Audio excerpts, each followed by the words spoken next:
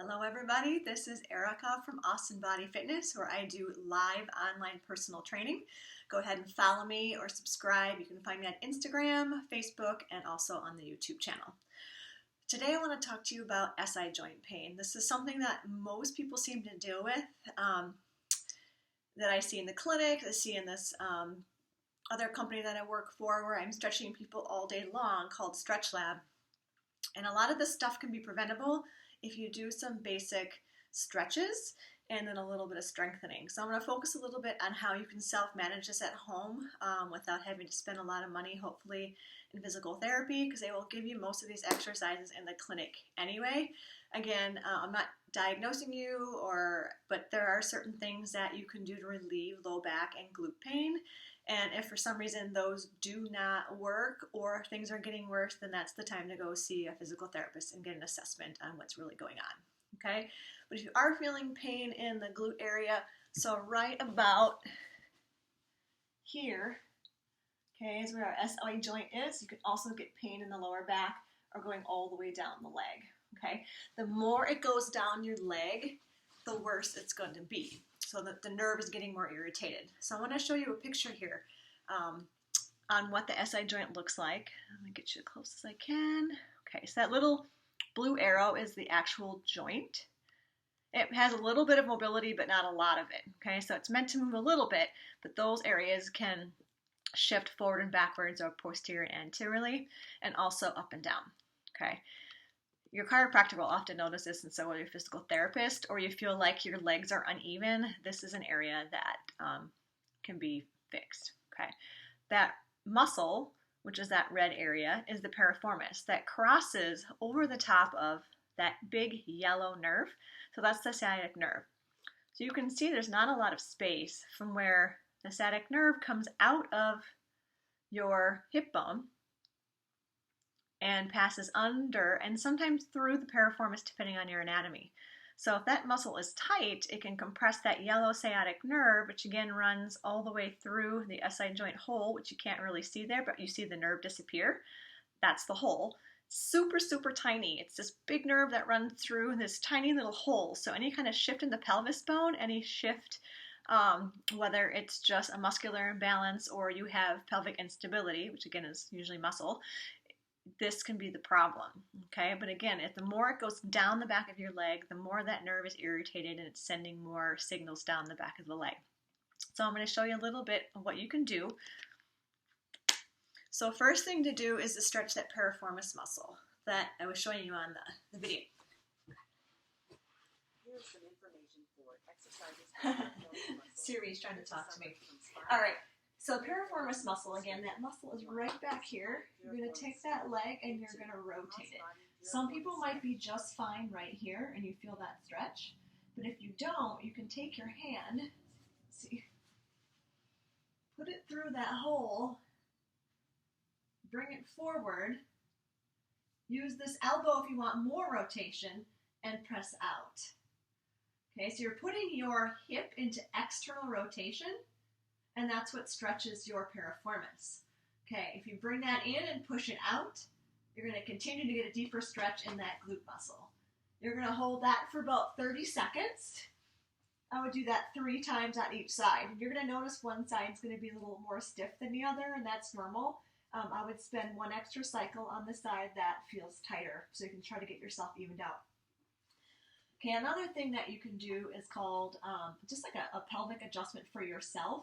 What you can do is take a pillow, at least a firm pillow, that's about yay wide apart. A yoga block is best, but most people don't have a yoga block. I don't even have a yoga block. You're going to put that between your knees. So let me go and grab, I did not grab one of those pillows. So we're going to pretend like I have a pillow here. Okay. Okay, you're going to put that, and you can also ball up something like I'm doing a coat. You're going to put that between your knees,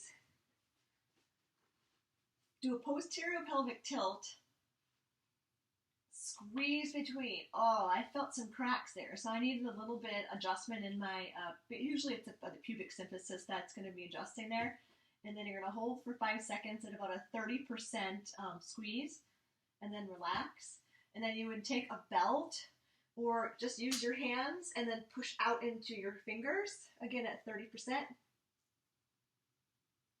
You're going to do 3 cycles of those, okay? You're going to feel things move potentially, and if not, it doesn't necessarily mean that you're not going to get a stretch. It just means that it's not as severe as what I just felt, okay? So let me plug my computer in. All right, so that's number 1, making sure that piriformis stays open to allow everything to work properly in the hip joint. Another thing you can do, because we're still talking about SI joint and low back pain because they're very closely related, would be just a standard hamstring stretch and a quadricep stretch. So if you don't know what those are, you can do a seated hamstring stretch, which just looks like so, keeping your trunk forward, lean forward. And I feel it more in my right than I do in my left, so that's telling me I have an imbalance someplace, but I also did a lot extra stuff on that side. Picking weeds will actually work your hamstrings, believe it or not. Hold that for 30 seconds.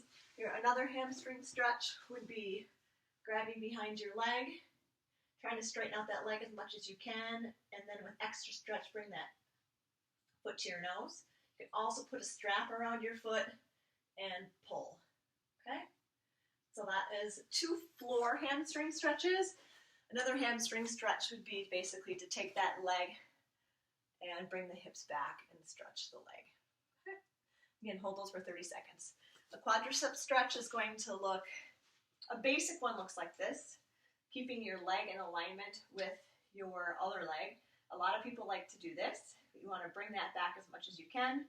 If for some reason that stretch is not enough, so for me, I need a bigger stretch. I'm just going to adjust the camera here for a second. You can elevate your leg on something like a couch or a chair. So you're just going to bring a leg up,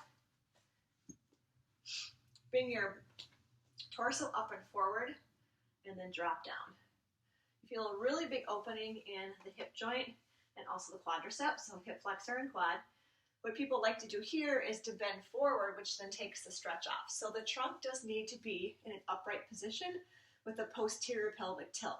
Don't let your pelvis dump forward. Tuck the tailbone, nice and tall, and then go down as low as you feel comfortable. Again, hold that for 30 seconds, and that's really going to open up this part of your body. All right, so those are the stretching components. Now it's on to strengthening. So basic strengthening is going to be making sure you're working your gluteal muscles. So that will be hip bridges and clamshells to start with, and then you can go from there to see how your body is responding. So I'm going to show you those in case you don't know them. All right. So a glute bridge is where your feet are about hips width apart, fairly close to your glutes, and then you're going to lift up into the air. Okay, so that's level 1. Go as high as you can, but if for some reason you're hypermobile and your back is going like crazy, you don't have to go that high. As long as you have a nice neutral spine and you're squeezing your glutes, that's what we're looking for. Okay, so this is the one you're going to want to do if you're in pain, right? So we don't want to go to the advanced ones because this requires pelvic stability, which you probably don't have at this point, okay? So instability of the pelvis leads to pain and dysfunction. Right, the next one would be clamshells. If you've ever been in physical therapy, you see these all the time. So I'm just going to try not to open my legs up to the camera here. All right, there we go. So you can relax your head down, and then you're going to open and close. My hip only wants to go this far, which is fine, but some people like to make the movement bigger by rotating their torso. And that's something we don't want because you're not isolating the movement in the hip joint. You want to go as far as the hip will allow you and come back down. Nice and slow and controlled. 20 reps on each side. And there's one more I might as well show you while you're here, is the side leg raise. So you can have the bottom leg bent. Again, the head's going to be down. Most people want to bring their legs straight out in alignment, but you want to bring that leg back behind you a little bit. Okay, you're going to also point the toes and rotate your heel up slightly towards the ceiling. See, this is neutral, and this is a rotation. So bring the toe to the ground, and then slowly lift and lower.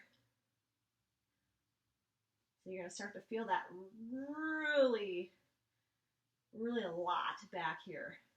Okay, it's gluteus medius area, which is one of the biggest weaknesses in most people. So a lot of these things will actually potentially fix a lot of aches and pains in your lower body, because a lot of things come from instability of our hip joint. Okay, so if you have any other questions, again, try to do 2 sets of 20 to start out with, and once things start getting too fatigued, then you can move on to 3 sets of 20. And once that starts, too easy. Once things getting too easy for you, and then you can move on. So 2 sets of 20, then 3 sets of 20, and then you can add a resistance band around it when everything feels like things are feeling better. Again, if you're in a flare-up, you can try to do 1 set of 20, but stick with stretching first, open up the joint to allow mobility, and then strengthen the joint to keep it in its place. Go ahead and please subscribe to my channel and comment below on anything else that you might like to see. And have a great day. Thank you very much.